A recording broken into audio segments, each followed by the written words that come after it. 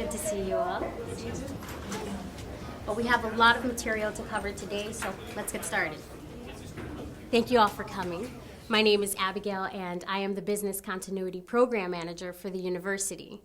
I am responsible for helping departments develop their business continuity plan.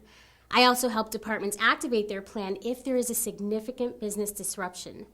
Today, we're going to discuss how to create a business continuity plan. What is a business continuity plan? It's a collection of resources, actions, procedures, and information that is developed, tested, and kept ready in the event of a major disruption of operations. It helps prepare departments to continue their essential functions after a disaster or other major disruption. Having a business continuity plan will help minimize the impact on your department, help reduce downtime, and help you return to normal operations as quickly as possible. Let's take a minute and go around the room and introduce ourselves and say a little bit about why you're here. Hi everyone, I'm Maria and I'm a lab manager over at Science Hill. We had a sprinkler malfunction in one of our labs recently. It was a disaster. It flooded our lab and all of our offices. It destroyed several computers containing extremely valuable research and some expensive equipment. We had to relocate for 3 weeks while they cleaned the space. Hi, my name is Dan. I'm with Yale Security. We respond to a lot of emergencies all across campus. Matter of fact, I responded to the flood in your lab, and I was wondering, what would we do if a disaster hit our department? I mean, how could we continue to respond and provide assistance if our department was impacted? Hi, my name is Arshina, and I'm one of the managers for dining services. One of our concerns is the weather. There was a blizzard a few years ago that closed down the city for days. Our staff couldn't get to work, and our vendors couldn't make deliveries. It was a nightmare. It's important for us to consider how to maintain our functions, regardless of the weather. Hi, everybody. I'm Jim. I'm a lead administrator, also on Science Hill, and we were just down the hall from the sprinkler rupture that Maria talked about a while ago. It didn't cause the disaster for us that it did for them, but man, it was way too close for comfort. Excuse me, can I ask a quick question? Of course, go ahead. Is this business continuity thing anything like an emergency response plan? That's a great question, and I'm glad someone mentioned that. The short answer is yes and no. A business continuity plan is different from an emergency response plan. An emergency response plan tells you what to do immediately before or during an emergency, like what to do if you see a fire or what to do during a blizzard. A business continuity plan helps you minimize the impact on your essential functions regardless of the incident and helps you return to normal operations as soon as possible. You can think of a business continuity plan as your backup plan. Is that clear to everyone? Yes. Okay, good. So, our goal today is to help you develop a business continuity plan for your department. The Yale Office of Emergency Management has created a planning guide that will help you walk through the steps of developing your plan. Let's take a look at this. Now, the guide has 2 sections. The first section is the planning section. It includes important business continuity information to consider as well as worksheets to collect the information. The guide also has an emergency response section with information about what to do if something does happen. The emergency response section includes helpful instructions and checklists. The first step in creating a business continuity plan is to determine your essential functions. Essential functions are the primary services, programs, or activities that your department performs. They are the core activities of your department. Stopping them for an extended period of time would directly impact the mission of your department. Your essential functions will serve as your guide for how to continue or restore your operations following a disaster or major disruption. They help answer the question, what is the minimal level of service or activity my department must offer to still consider us to be in business? By identifying and prioritizing your essential functions, you can determine where to focus limited resources and which personnel, facilities, equipment, and materials are absolutely necessary to keep your department functioning following a disaster or major disruption. Prioritizing your functions will also help you determine the recovery time objective, or RTO, which is the length of time the function can be suspended without causing significant disruption to your operations. As a guideline, you should be able to organize your department or unit into 4 to 6 essential functions. A complex department might have a few more. Excuse me. Dining services is a pretty big operation. Do you have any suggestions how we can narrow down what we do to just 4 or 6 essential functions? That's a good point. What you want to do is group similar activities into one essential function. For example, accounts payable and accounts receivable can be grouped into one function called something like manage finances.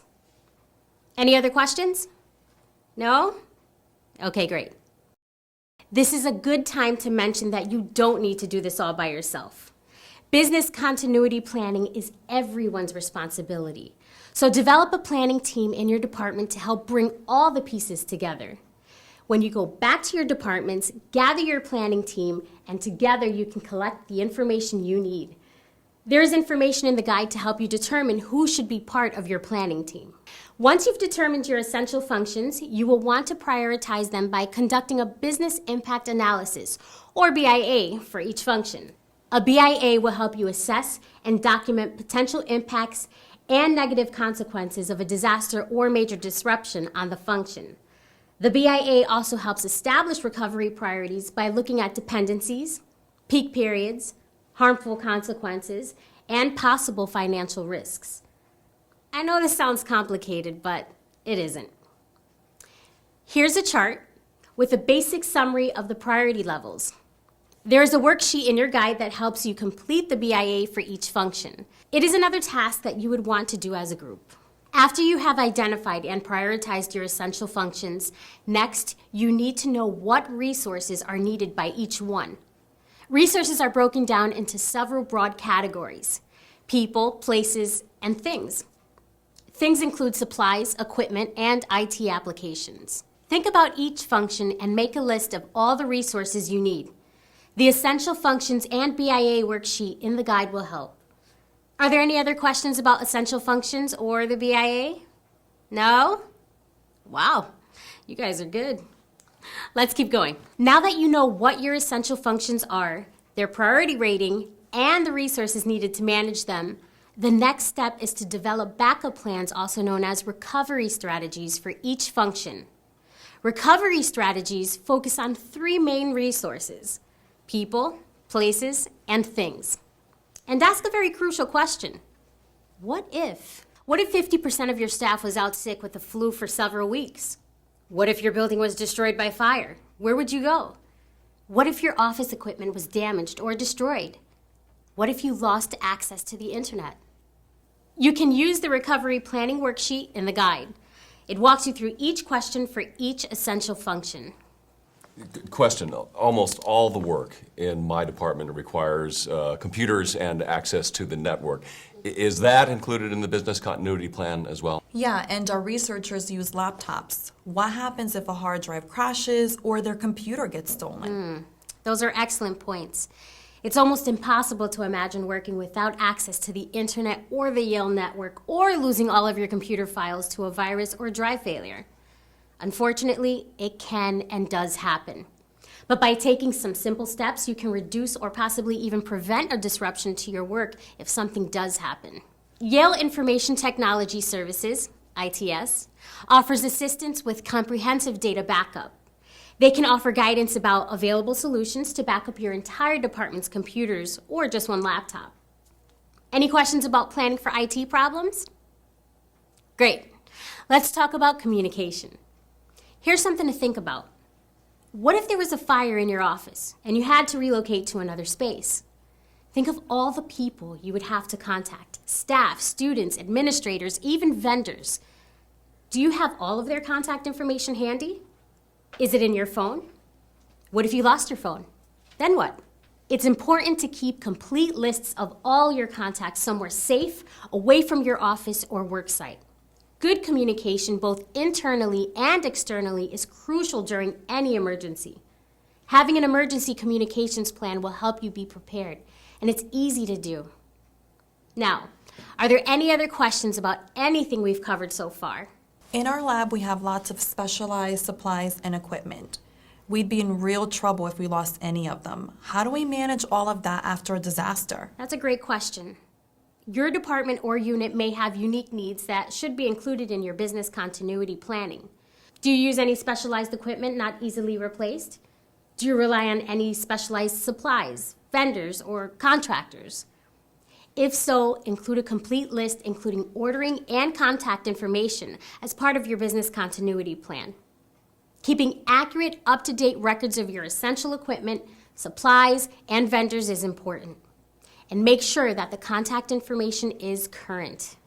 The worst time to find out you have the wrong phone number is during an emergency. Okay, there is another important part of business continuity planning, and that is personal preparedness. The most important resources on campus are the people. Following a disaster or other emergency, your preparedness and planning will go to waste if they don't have qualified staff available to help. Employee preparedness is an important part of your overall emergency preparedness planning and will help increase the likelihood that your employees will be available after a disaster. And of course, more information is available on Yale's emergency management website, emergency.yale.edu. Okay, let's review what we've covered. A business continuity plan helps to determine and prioritize your group's essential functions and to identify resources needed to continue them. This will help you develop business continuity strategies or backup plans.